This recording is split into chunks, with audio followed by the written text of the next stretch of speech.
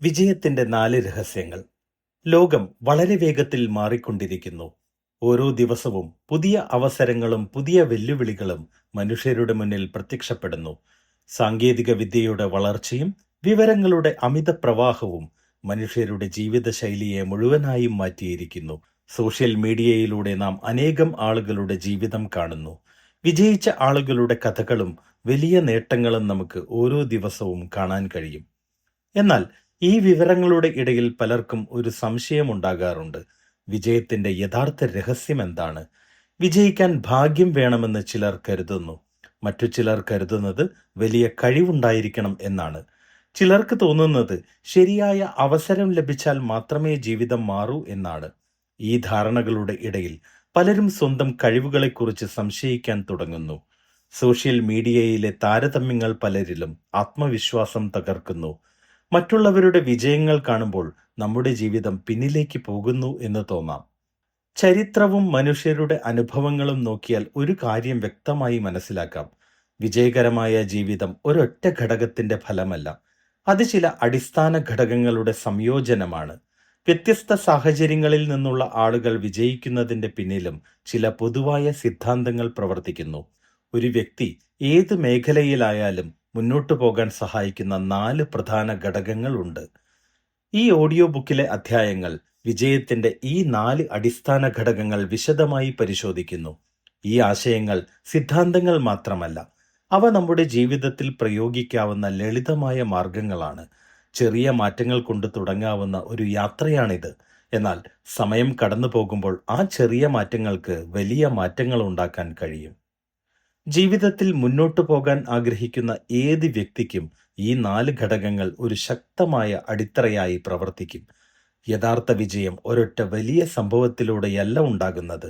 അത് വ്യക്തമായ ചിന്തകളുടെയും നല്ല ശീലങ്ങളുടെയും ബോധപൂർവമായ വികാരങ്ങളുടെയും സ്ഥിരമായ ശ്രദ്ധയുടെയും കൂട്ടായ്മയിലൂടെയാണ് നിർമ്മിക്കപ്പെടുന്നത്. നമുക്കൊന്നിച്ച് ഈ യാത്ര തുടങ്ങാം. 1. വിഷ്വലൈസേഷൻ മുതൽ ആക്ഷൻ വരെ. മനുഷ്യർക്ക് സ്വപ്നങ്ങൾ കാണാൻ പ്രത്യേക കഴിവുണ്ട്. നമ്മൾ ആഗ്രഹിക്കുന്ന ജീവിതം, നേടാൻ ആഗ്രഹിക്കുന്ന വിജയം, അനുഭവിക്കാൻ ആഗ്രഹിക്കുന്ന സന്തോഷം, ഇവയെല്ലാം ആദ്യം ജനിക്കുന്നത് നമ്മുടെ മനസ്സിലാണ്. ഒരു പുതിയ വീടിനെക്കുറിച്ചോ നല്ല ഒരു ജോലിയെക്കുറിച്ചോ അല്ലെങ്കിൽ കൂടുതൽ സമാധാനമുള്ള ഒരു ജീവിതത്തെക്കുറിച്ചോ ചിന്തിക്കുമ്പോൾ നാം ആദ്യം അതിനെ മനസ്സിൽ ഒരു ദൃശ്യമായി സൃഷ്ടിക്കുന്നു. ഈ ദൃശ്യവൽക്കരണത്തെയാണ് വിഷ്വലൈസേഷൻ എന്ന് വിളിക്കുന്നത്. എന്നാൽ പലർക്കും ഒരു വലിയ തെറ്റിദ്ധാരണയുണ്ട്. അവർ കരുതുന്നത് മനസ്സിൽ എന്തെങ്കിലും ശക്തമായി ആഗ്രഹിച്ചാൽ അതൊരിക്കൽ സ്വയം യാഥാർത്ഥ്യമാകും എന്നതാണ്. ഈ ധാരണ പലപ്പോഴും ആളുകളെ പ്രവർത്തനത്തിൽ നിന്നകറ്റുന്നു. അവർ സ്വപ്നങ്ങൾ കാണുന്നു, പക്ഷേ അവയ്ക്ക് വേണ്ടി ആവശ്യമായ ശ്രമം ആരംഭിക്കാറില്ല. അതുകൊണ്ട് തന്നെ വിഷ്വലൈസേഷൻ എന്ന ആശയം ശരിയായി മനസ്സിലാക്കുന്നത് വളരെ പ്രധാനമാണ്. വിഷ്വലൈസേഷൻ ഒരു മാജിക് അല്ല, അതൊരു തുടക്കമാണ്, ഒരു വിത്ത് പോലെ. ഒരു വിത്ത് മണ്ണിൽ നട്ടാൽ മാത്രം പോരാ, അതിന് വെള്ളവും വെളിച്ചവും വളരാനുള്ള സമയവും ആവശ്യമാണ്. അതുപോലെ തന്നെയാണ് മനസ്സിലുണ്ടാക്കിയ ലക്ഷ്യങ്ങളും. വിഷ്വലൈസേഷൻ നമ്മുടെ മനസ്സിൽ ഒരു ദിശ സൃഷ്ടിക്കുന്നു, പക്ഷേ ആ ദിശയിലേക്ക് നയിക്കുന്നത് നമ്മുടെ പ്രവർത്തനങ്ങളാണ്. നമ്മുടെ തലച്ചോർ വളരെ അത്ഭുതകരമായ ഒരു സംവിധാനമാണ്. നമ്മൾ ഏതെങ്കിലും കാര്യം ആവർത്തിച്ച് ചിന്തിക്കുമ്പോൾ നമ്മുടെ തലച്ചോർ അതിനെ കൂടുതൽ പ്രാധാന്യമുള്ളതായി തിരിച്ചറിയാൻ തുടങ്ങുന്നു. ഉദാഹരണത്തിന്, ഒരാൾ ഒരു പുതിയ ബിസിനസ് തുടങ്ങണമെന്ന് സ്ഥിരമായി ചിന്തിക്കുന്നുവെങ്കിൽ അവൻ അതുമായി ബന്ധപ്പെട്ട അവസരങ്ങൾ കാണാൻ തുടങ്ങും. മറ്റുള്ളവർക്ക് സാധാരണമായി തോന്നുന്ന കാര്യങ്ങൾ പോലും അവന് അവസരമായി തോന്നും. ഇതാണ് വിഷ്വലൈസേഷന്റെ ആദ്യത്തെ പ്രയോജനം. മനസ്സിൽ വ്യക്തമായ ഒരു ദൃശ്യമുണ്ടെങ്കിൽ നമ്മുടെ തീരുമാനങ്ങളും ക്രമേണ അതിനനുസരിച്ച് മാറിത്തുടങ്ങും. നമ്മൾ എടുക്കുന്ന ചെറിയ തീരുമാനങ്ങൾ പോലും ഭാവിയിൽ വലിയ മാറ്റങ്ങൾ ഉണ്ടാക്കും. ഒരു ദിവസം നേരത്തെ എഴുന്നേൽക്കുന്നത്, ഒരു പുതിയ കഴിവ് പഠിക്കാൻ സമയം കണ്ടെത്തുന്നത്, അല്ലെങ്കിൽ അനാവശ്യമായ കാര്യങ്ങളിൽ നിന്ന് ശ്രദ്ധ മാറ്റുന്നത്, ഇവയെല്ലാം ചെറിയ പ്രവൃത്തികളായി തോന്നാം, പക്ഷേ ഇവയെല്ലാമാണ് വിജയത്തിന്റെ അടിത്തറ. വിജയം ഏതെങ്കിലും പ്രവർത്തനത്തിന്റെ അവസാനം ലഭിക്കുന്ന ഒന്നല്ല, അത് ദിവസേന നിർമ്മിക്കപ്പെടുന്ന ഒന്നാണ്. ഒരു കെട്ടിടം ഒരു ദിവസം കൊണ്ട് പണിയാൻ കഴിയില്ല. ആദ്യം അടിത്തറ ഉണ്ടാക്കണം, പിന്നെ ചുമരുകൾ കെട്ടി ഉയർത്തണം, ഒടുവിൽ മേൽക്കൂര സ്ഥാപിക്കണം. അതുപോലെ തന്നെയാണ് വ്യക്തിഗതമായ വിജയവും. വിഷ്വലൈസേഷൻ നമ്മളെ പ്രചോദിപ്പിക്കും, പക്ഷേ പ്രചോദനം മാത്രം പോരാ. പ്രചോദനം പലപ്പോഴും താൽക്കാലികമാണ്. ചില ദിവസങ്ങളിൽ നമ്മൾ വളരെ ഉത്സാഹത്തോടെ പ്രവർത്തിക്കും. ചില ദിവസങ്ങളിൽ അങ്ങനെ തോന്നില്ല. അതുകൊണ്ട് ഡിസിപ്ലിൻ അത്യാവശ്യമാണ്. നമുക്ക് ഇഷ്ടമില്ലാത്ത ദിവസങ്ങളിലും ശരിയായ കാര്യങ്ങൾ ചെയ്യാനുള്ള കഴിവാണ് ഡിസിപ്ലിൻ. ഒരാൾക്ക് ഒരു വലിയ ലക്ഷ്യമുണ്ടെങ്കിൽ അവൻ ദിവസേന ചെറിയ കാര്യങ്ങൾ സ്ഥിരമായി ചെയ്യേണ്ടി വരും. പലപ്പോഴും അവയ്ക്ക് ഉടൻ ഫലം കാണാൻ കഴിയില്ല. പക്ഷേ സമയം കടന്നു പോകുമ്പോൾ അവയുടെ ഫലം വലിയ മാറ്റങ്ങളായി കാണാം. മാനിഫെസ്റ്റേഷൻ എന്ന ആശയം കൂടുതൽ വ്യക്തമായി മനസ്സിലാക്കാം. മാനിഫെസ്റ്റേഷൻ എന്നത് പലരും കരുതുന്നത് പോലെ ഒരു മായാജാലമല്ല. അത് ചിന്തയും വികാരവും പ്രവൃത്തിയും തമ്മിലുള്ള സമന്വയമാണ്. നമ്മുടെ ചിന്തകൾ നമ്മളെ ഒരു ദിശയിലേക്ക് നയിക്കുന്നു. നമ്മുടെ വികാരങ്ങൾ നമ്മളെ പ്രചോദിപ്പിക്കുന്നു. എന്നാൽ നമ്മുടെ പ്രവർത്തനങ്ങളാണ് യഥാർത്ഥത്തിൽ ഫലങ്ങൾ ഉണ്ടാക്കുന്നത്. നമ്മൾ എന്തെങ്കിലും ലക്ഷ്യം കൈവരിക്കാൻ ആഗ്രഹിക്കുമ്പോൾ ആദ്യം നമ്മൾ അത് വ്യക്തമായി നിർവചിക്കണം. എനിക്ക് വിജയിക്കണം എന്നത് വളരെ പൊതുവായ ഒരു ആശയമാണ്. പക്ഷേ എനിക്കൊരു വർഷത്തിനുള്ളിൽ ഒരു പുതിയ കഴിവ് പഠിക്കണം എന്നത് കുറെ കൂടി വ്യക്തമായ ലക്ഷ്യമാണ്. ഈ ലക്ഷ്യത്തെ ഓരോ വ്യക്തികൾക്കും ചേരുന്ന രീതിയിൽ ഇനിയും കൃത്യമാക്കാനാകും. ഇത്തരം വ്യക്തമായ ലക്ഷ്യങ്ങൾ മനസ്സിനും പ്രവർത്തനത്തിനും ദിശ നൽകുന്നു. അതിനുശേഷം ആ ലക്ഷ്യത്തെ ചെറിയ ഘട്ടങ്ങളാക്കി മാറ്റണം. വലിയ ലക്ഷ്യങ്ങൾ പലപ്പോഴും ഭയപ്പെടുത്തും. പക്ഷേ അവയെ ചെറിയ ഘട്ടങ്ങളാക്കി മാറ്റുമ്പോൾ അവ കൈവരിക്കാം എന്ന് തോന്നും. ഓരോ ചെറിയ ഘട്ടവും പൂർത്തിയാകുമ്പോൾ ആത്മവിശ്വാസം കൂടും. ഒരാൾ തന്റെ ജീവിതം മെച്ചപ്പെടുത്തണം എന്ന് ആഗ്രഹിക്കുന്നുവെങ്കിൽ അവൻ ഒരേ സമയം എല്ലാം മാറ്റാൻ ശ്രമിക്കേണ്ടതില്ല. പകരം ഒരു ചെറിയ ശീലത്തിൽ തുടങ്ങാം. ഓരോ ദിവസവും 1 മണിക്കൂർ പഠിക്കുക, അല്ലെങ്കിൽ രാവിലെ 10 മിനിറ്റ് വ്യായാമം ചെയ്യുക.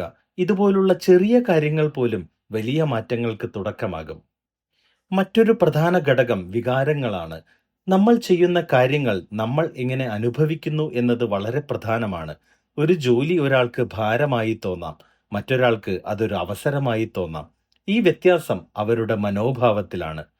നമ്മൾ ഒരു ലക്ഷ്യത്തിനായി പ്രവർത്തിക്കുമ്പോൾ അതുമായി ബന്ധപ്പെട്ട വികാരങ്ങൾ പോസിറ്റീവ് ആയിരിക്കണം. അതെല്ലായ്പ്പോഴും സന്തോഷകരമാകണമെന്നില്ല. ചിലപ്പോൾ ശ്രമം കഠിനമായിരിക്കും, ചിലപ്പോൾ പരാജയങ്ങളും ഉണ്ടാകും. പക്ഷേ ആ പരാജയങ്ങളെ പഠനമായി കാണാൻ കഴിയുന്നവർക്ക് മുന്നോട്ടു പോകാൻ കഴിയും. പരാജയം ജീവിതത്തിന്റെ സ്വാഭാവിക ഭാഗമാണ്. എന്നാൽ പലരും പരാജയം സംഭവിച്ചാൽ അവരുടെ സ്വപ്നങ്ങൾ തന്നെ ഉപേക്ഷിക്കുന്നു. അവർ കരുതുന്നത് തങ്ങൾക്ക് കഴിവില്ല എന്നാണ്. പക്ഷേ പരാജയം പലപ്പോഴും വിജയത്തിലേക്കുള്ള ഒരു പാതയാണ്. അത് നമ്മളെ കൂടുതൽ മെച്ചപ്പെടാൻ സഹായിക്കുന്നു. വിജയം നേടുന്ന ആളുകൾക്ക് ഒരു പ്രത്യേക ഗുണമുണ്ടാകും. അവർ അവരുടെ ലക്ഷ്യത്തെക്കുറിച്ച് സ്ഥിരമായി ചിന്തിക്കും. പക്ഷേ അവർ പ്രവർത്തനങ്ങൾക്കും അത്രത്തോളം തന്നെ പ്രാധാന്യം നൽകും. അവർ ദിവസേന ചെറിയ കാര്യങ്ങൾ ചെയ്യാൻ തയ്യാറാകും. ഉടൻ ഫലം കാണാത്ത ദിവസങ്ങളിലും അവർ അവരുടെ ശ്രമം നിർത്തുകയില്ല. ഇതിലാണ് വിഷ്വലൈസേഷന്റെ യഥാർത്ഥ ശക്തി. വിഷ്വലൈസേഷൻ നമ്മുടെ മനസ്സിൽ ഒരു ഭാവി ഉണ്ടാക്കുന്നു.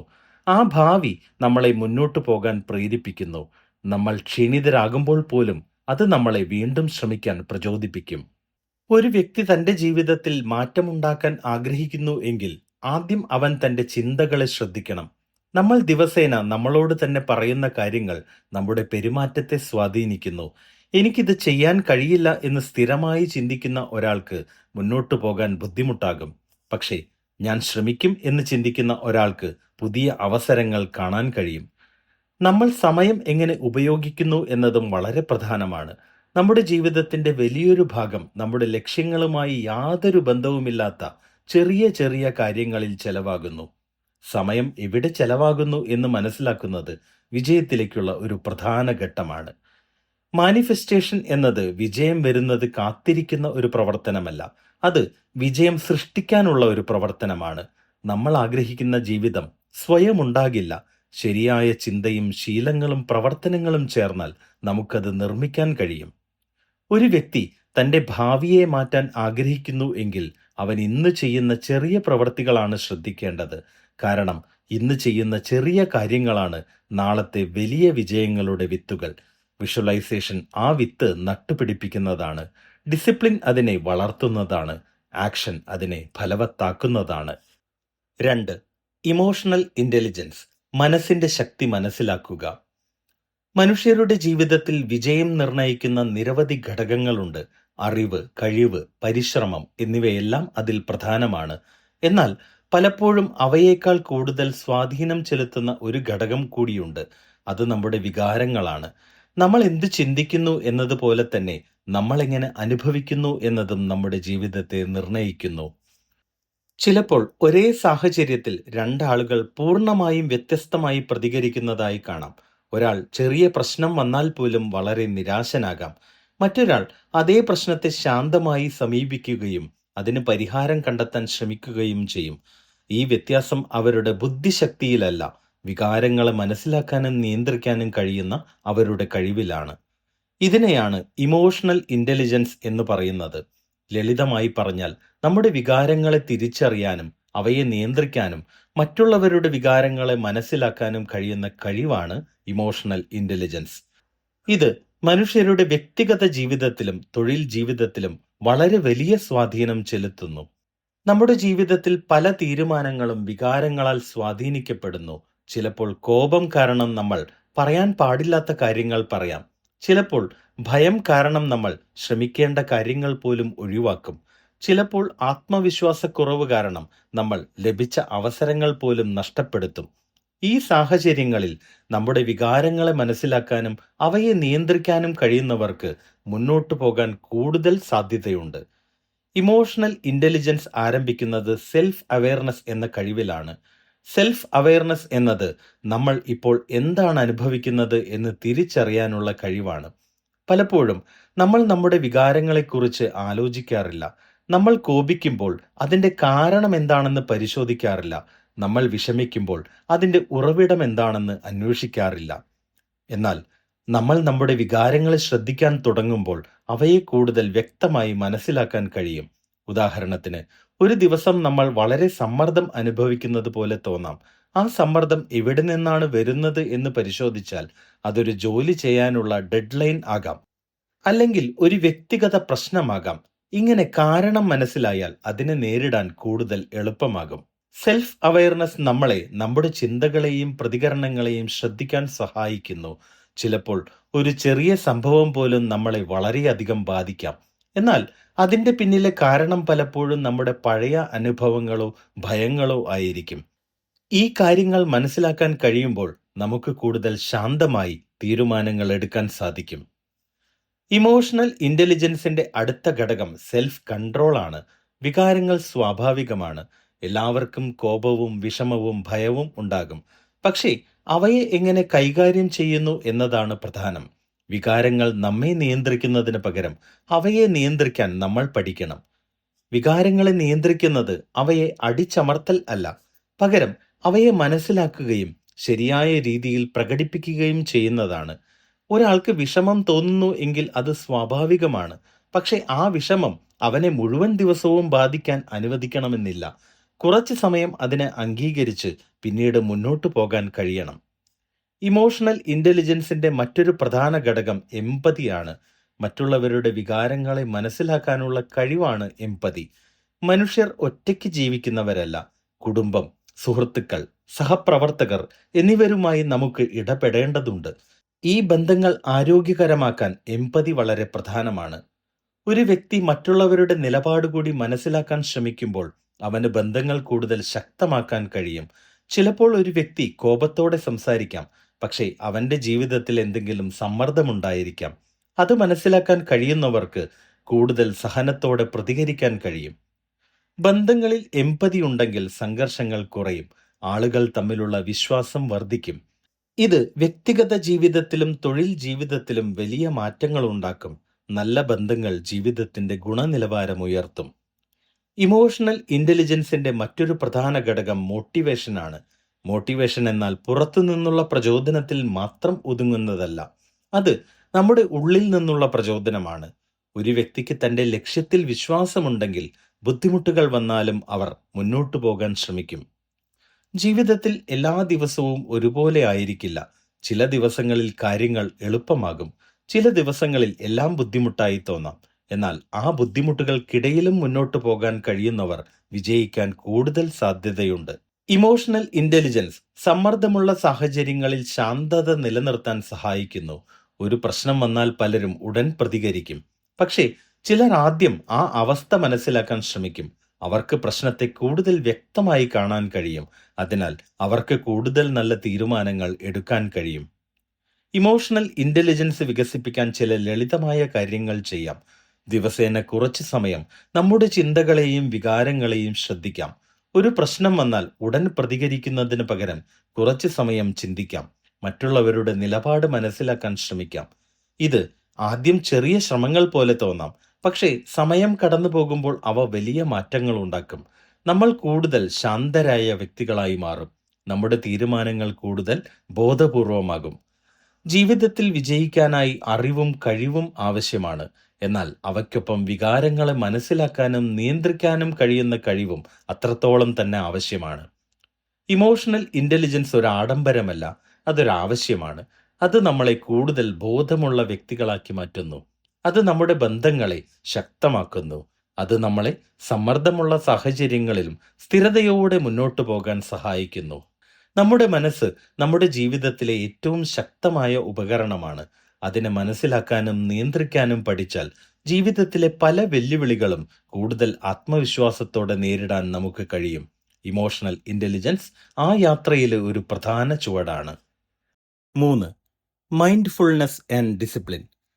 നമ്മൾ ഉപയോഗിക്കുന്ന സാങ്കേതിക വിദ്യകൾ ജീവിതത്തെ എളുപ്പമാക്കിയെങ്കിലും അവ നമ്മുടെ ശ്രദ്ധയും സഹനശേഷിയും കുറയ്ക്കുന്ന ഒരു പുതിയ പ്രശ്നവും ഉണ്ടാക്കിയിട്ടുണ്ട്. ഇന്ന് മനുഷ്യർക്ക് ലഭിക്കുന്ന ഏറ്റവും വലിയ വെല്ലുവിളികളിലൊന്ന് ഇൻസ്റ്റന്റ് ഗ്രാറ്റിഫിക്കേഷൻ എന്ന പ്രവണതയാണ്. അതായത് ഉടൻ സന്തോഷം നൽകുന്ന കാര്യങ്ങളിലേക്കുള്ള ആകർഷണം. സോഷ്യൽ മീഡിയ, നിരന്തരമായ നോട്ടിഫിക്കേഷനുകൾ, ചെറിയ വിനോദങ്ങൾ ഇവയെല്ലാം നമ്മുടെ മനസ്സിനെ നിരന്തരം ചെറിയ സന്തോഷങ്ങളിലേക്ക് നയിക്കുന്നു. ഒരു നിമിഷം പോലും ശാന്തമായി ഇരിക്കാൻ പലർക്കും ബുദ്ധിമുട്ടാകുന്നു. ഫോണിലേക്ക് നോക്കാതെ കുറച്ചു സമയം ചെലവഴിക്കുന്നത് പോലും അസ്വസ്ഥത ഉണ്ടാക്കുന്നു. ഈ അവസ്ഥ നമ്മൾ എത്രത്തോളം ഇൻസ്റ്റന്റ് ഗ്രാറ്റിഫിക്കേഷൻ എന്ന ചക്രത്തിൽ കുടുങ്ങിയിരിക്കുന്നു എന്നതിന് തെളിവാണ്. ഈ പ്രവണത നമ്മുടെ ശ്രദ്ധയെ തകർക്കുന്നു.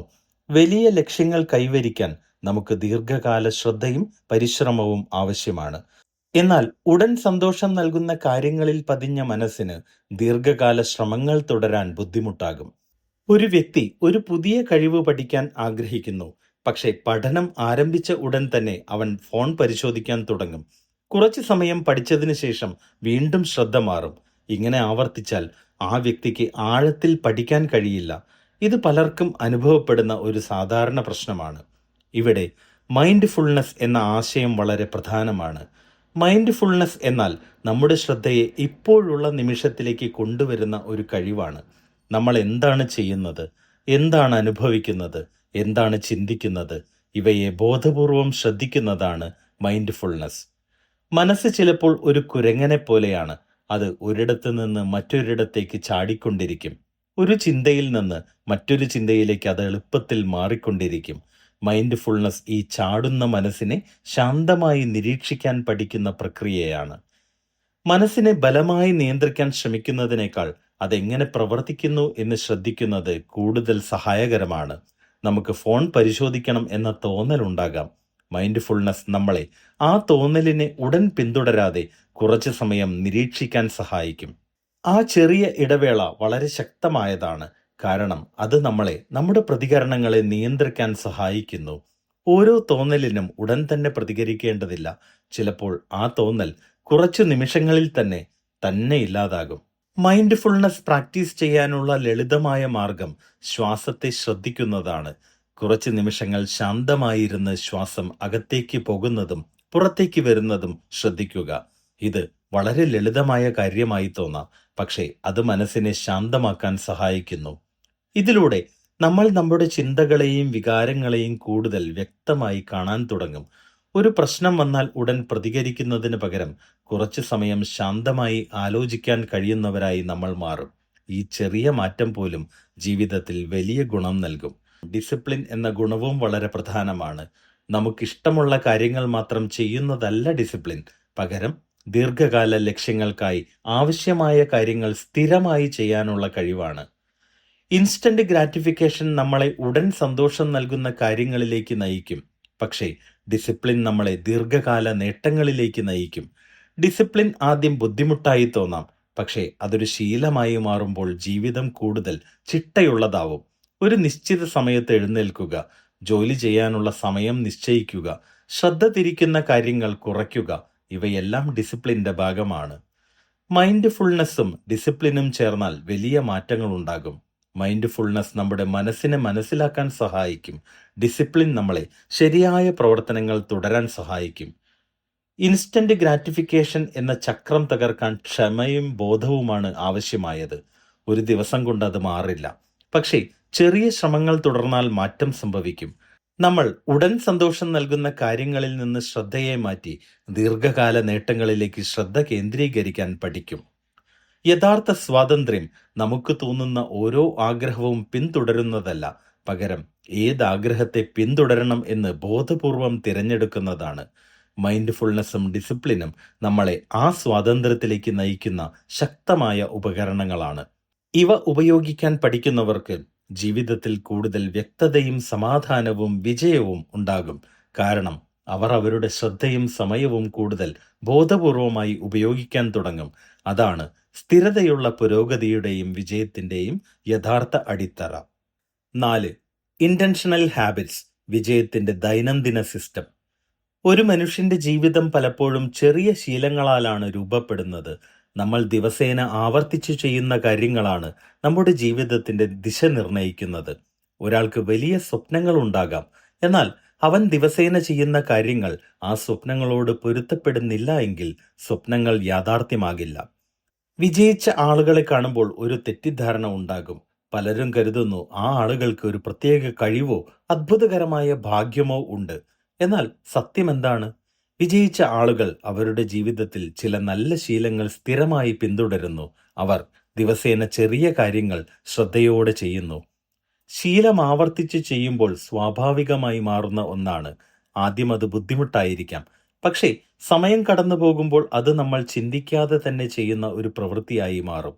സൈക്കിൾ ഓടിക്കാൻ പഠിക്കുന്ന ആദ്യ ദിവസങ്ങൾ വളരെ ബുദ്ധിമുട്ടാണ്, പക്ഷേ കുറച്ച് ദിവസങ്ങൾ കഴിഞ്ഞാൽ അത് വളരെ എളുപ്പമാകും. അതുപോലെ തന്നെയാണ് നല്ല ശീലങ്ങളും. മനുഷ്യരുടെ തലച്ചോർ എപ്പോഴും എളുപ്പമായ വഴികളാണ് തിരയുന്നത്. അതിനാൽ ഒരിക്കൽ ഒരു ശീലം രൂപപ്പെട്ടാൽ അത് തുടരുന്നത് വളരെ എളുപ്പമാണ്. അതുകൊണ്ടാണ് നല്ല ശീലങ്ങൾ ജീവിതത്തിൽ വലിയ മാറ്റങ്ങൾ ഉണ്ടാക്കുന്നത്. ചെറിയ ശീലങ്ങൾ പോലും സമയം കടന്നു പോകുമ്പോൾ വലിയ ഫലങ്ങൾ നൽകും. ഒരാൾ ഒരു ദിവസം വെറും 20 മിനിറ്റ് വായിക്കാൻ തീരുമാനിച്ചാൽ അത് ചെറിയ കാര്യമായി തോന്നാം. എന്നാൽ ഒരു വർഷം കഴിഞ്ഞാൽ അവൻ നിരവധി പുസ്തകങ്ങൾ വായിച്ചിട്ടുണ്ടാകും. ആ അറിവ് അവന്റെ ചിന്തകളെയും തീരുമാനങ്ങളെയും സ്വാധീനിക്കും.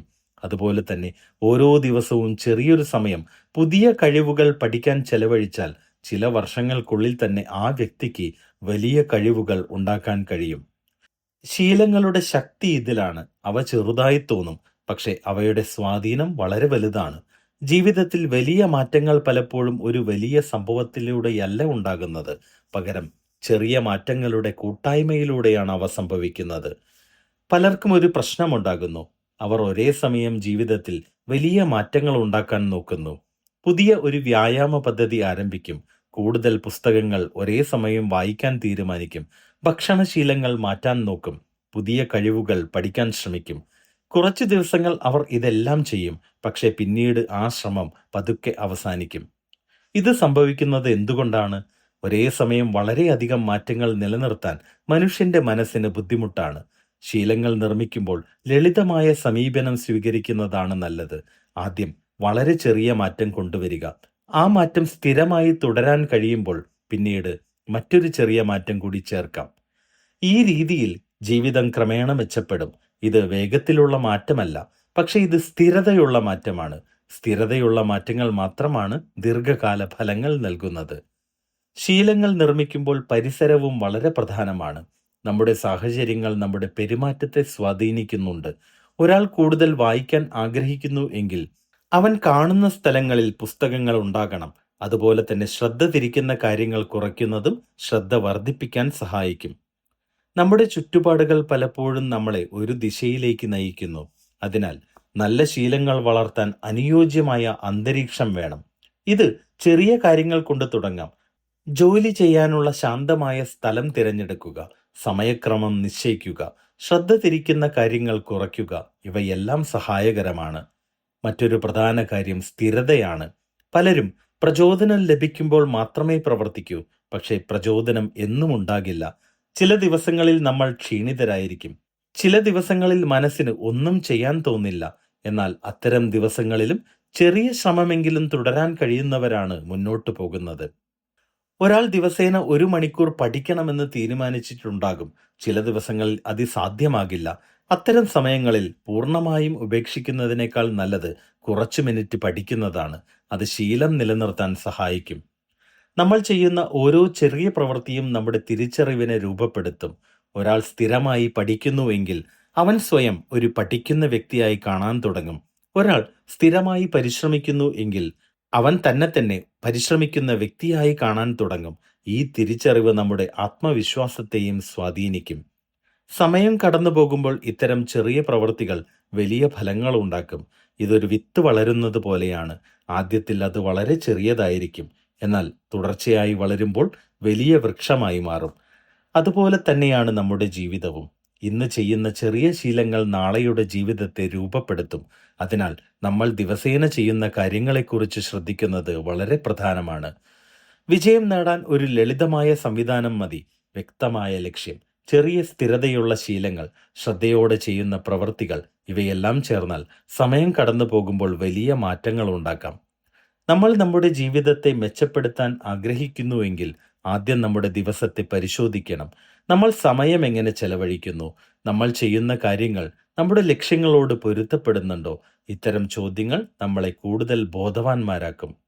ശേഷം ഒരു ചെറിയ മാറ്റം തിരഞ്ഞെടുക്കുക.